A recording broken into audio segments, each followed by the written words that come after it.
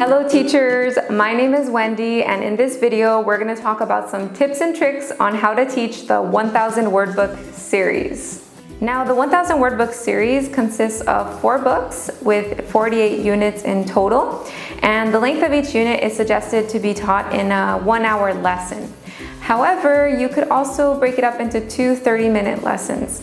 Every 3 units, the student is asked to do a review lesson, which you should be able to do in 30 minutes as well. Of course, you as a teacher, you can organize the content based on your students' needs and level as well. Okay, so let's just dive right in and look at some of those tips and tricks. The first exercise in each unit is the Part A word list. It's so important to use the blackboard to make all of this entire unit fun and engaging. Well, for starters, it's always good to see what words the student already knows. So what you could do is you could take some screenshots of 6 pictures of the vocabulary words, and then you can have the student roll the die. And then depending on the number they roll, you can ask, what do you see? Now, if the student doesn't say the target vocabulary word right away, for example, number 3 is driving, you can use guiding questions. For example, you could say, where is he? Yes, in a car. Good. What is he doing?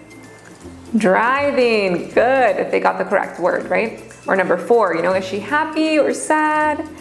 Yes, she's happy. And what is she doing? Ha ha ha ha. Yes, she is laughing. The word is laugh. So this exercise will immediately help you to see what words the student is familiar with and which ones are new to them. And of course, do not spend more time than you need on words that they already know. Another game you could try could be to describe one of the words, and then you can have the student guess what it is. For example, you could say, I see a boy who is holding books. What is the word? And then you have the student guess the word. Yes, he is a student. He goes to school, he reads books. Are you a student? And you can ask questions, kind of engage them in conversation. And of course, it is so important to always make sure that the student responds in complete sentences. And then it's on to Part A, Exercise 1.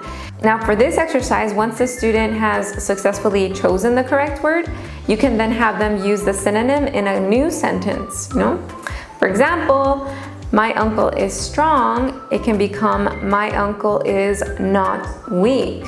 And my dog is nice becomes my dog is friendly. And you can even ask them to create their own sentences and really try to encourage them to answer in a complete sentence. For Part A, Exercise 2.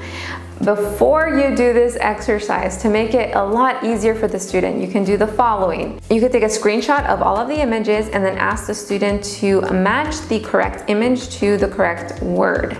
And then once they have successfully done that, you can ask them to fill in the blanks to kind of complete the spelling. And in this way, you get to really see and practice the student's ability to spell correctly. And once they've done that, you can then make a sentence to kind of describe the word. For example, flowers smell good. Highlight the word smell, good. And this directly relates to the matching exercise, where the student can then easily make the connection. A part of a plant that smells is a flower. Again, the word smell helps them make the connection a lot easier. Now for the Part B word list, you could either use the same tips and tricks you did for the Part A word list, or you can do the following. You can take a screenshot of the words and their images together and then ask the student to successfully match them to the correct definition.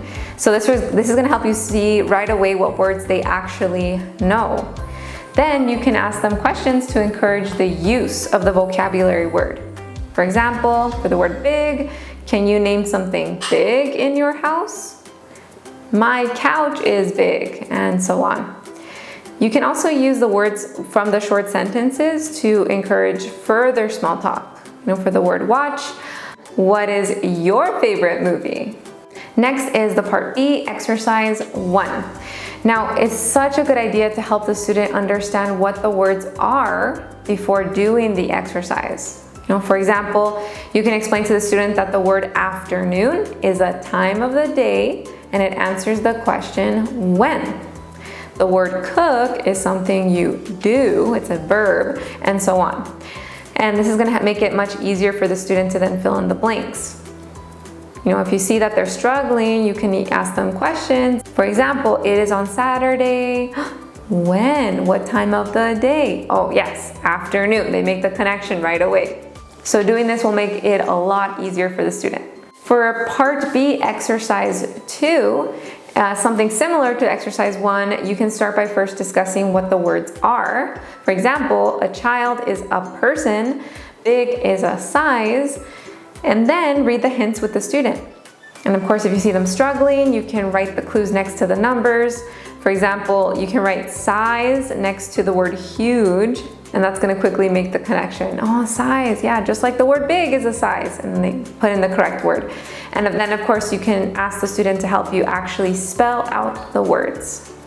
Now if the student is more advanced and it's just a breeze for them, you can ask them to create their own hints for the words. For example, create a hint for the word watch. They can put to see, for example. Then it's on to the reading practice. Now it's such a good idea to take a screenshot of the true and false statements as well as the fill in the blanks part and put them directly next to the reading, the paragraph, so that the student can reach the correct answer a lot easier after the reading.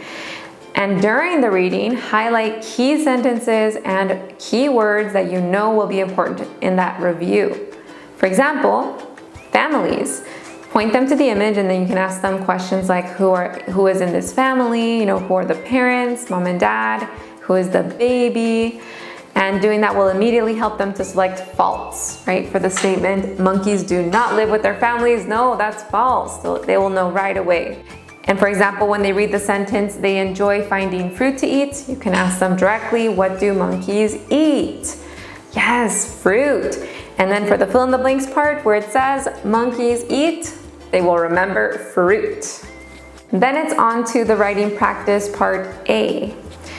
To again aid the student, you can take a screenshot of all of the vocabulary words in that unit and you can set them to one side of the blackboard. And if you see that the student is struggling to choose the correct word replacement, you can narrow down the options by putting a colored border around the sentences, and then you can make sure that it matches to the word list. For example, you can put an orange border for the sentence 1, to which the replacement word is thin, and it can be found in the orange word list. So it'll narrow it down a bit more.